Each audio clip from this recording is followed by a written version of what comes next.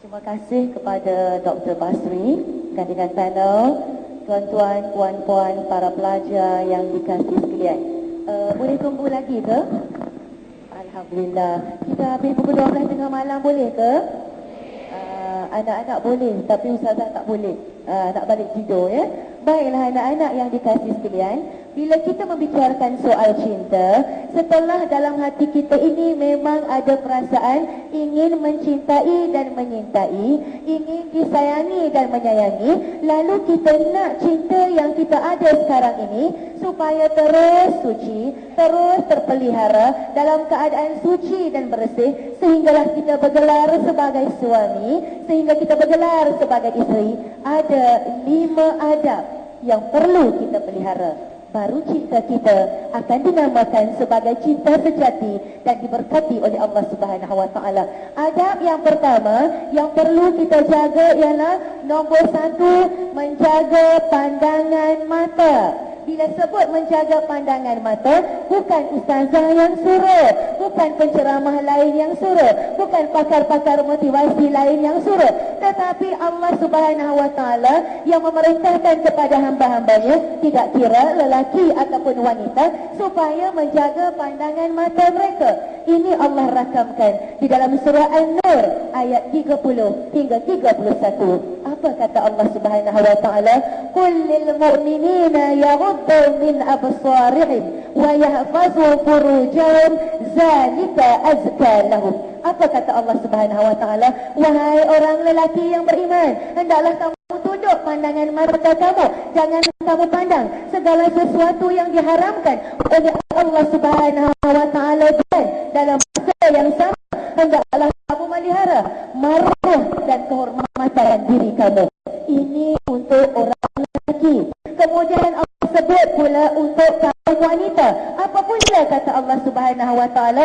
Wa qul lil mu'minat yaghdudna min absarihinna wa yahfazna furujahunna. Wahai wanita-wanita yang beriman, kamu juga hendaklah menundukkan pandangan mata kamu, jangan memandang segala sesuatu yang diharamkan oleh Allah Subhanahu wa taala. Jangan kamu pandang lelaki yang bukan mahram kamu, dan pelihara maruah kehormatan diri kamu. Patutlah kajian daripada pakar-pakar komunikasi, mereka mengatakan mata kita ini merupakan satu organ, merupakan satu panca indera. Bila mereka melihat sesuatu objek, bila mereka melihat sesuatu perkara, bila mereka melihat seseorang, pandangan mereka ini akan boleh nampak sampai ke jauh. Contoh, kami barisan antena ada di depan, boleh nampak sampai ke pintu belakang, boleh nampak sampai ke atas, boleh nampak belah kanan nampak tak? Nampak saya tak? Nampak? Kau nampak babai sikit? Oh, thank you. Ya, belah kiri ya, belah kiri. Oh, tak suruh babai pun dia cakap kerana babai dekat saya. Allah akbar kabira ya. Jadi itu mata. Sebab itu kajian daripada pakar-pakar komunikasi, mereka mengatakan kalau kita tidak mahu tergoda oleh pandangan mata yang berbisa apabila seorang lelaki nak berbicara dengan seorang wanita yang takut kalau tengok mata Mina ni, ya Allah, balik dapat penyakit angau, mandi tak basah, tidur tak lena, makan tak lalu, ya Allah, angau dekat Mina ni. Jadi kata kajian pakar-pakar komunikasi, orang lelaki bila nak tengok orang perempuan, jangan pandang sepasang matanya. Tetapi di mana orang lelaki nak pandang kalau nak memelihara cinta yang suci? Siapa boleh jawab? Kalau kita nak tengok orang perempuan, tak boleh tengok straight kat mata dia. Jadi nak tengok dekat mana? Kat mana? Kena pandang agak-agak ke cuping telinganya. Jadi janganlah kata, Mina, buka tudung tengok. I nak tengok cuping telinga you kat mana? Janganlah macam tu, agak-agak sahajalah. Kerana apa? Kita ambil pula hadis Nabi. Kerana Rasulullah SAW telah bersabda, An-nazratu sahmun masmumun min sihab ibni iblis. Apa kata Nabi? Pandangan mata kamu adalah merupakan anak panah yang beracun daripada anak panah iblis, laknatullah. Bila memandang antara satu sama lain, asalnya mereka ini berdua-duaan. Makwa pandang makwa, makwa pandang pakwa. Dua-dua orang ni sebenarnya tak tahu. Mula-mula pakwa, dia tengok makwa dia. Makwa aku ni asalnya hidung kembang. Kenapa bila dah berdua-duaan, hidung dia mancung je macam hidung Aishwarya Rai? Kenapa? Sebab iblis dia duduk tengah-tengah. Dia make up. Kita tak tengok kat cuping telinga, kita tengok exactly dekat sepasang mata. Kita tergoda, iblis pula melukiskan gambar Pak Wu dan Mak Wu kita ini bagi cantik. Akhirnya tergoda antara satu sama lain. Begitu juga Mak Wu. Dia tengok Pak Wu dia, Pak Wu aku ni tak handsome ya. Tapi kenapa kali ni bila tengok Pak Wu aku, ya Allah, muka dia sebiji-biji macam Hrithik Roshan.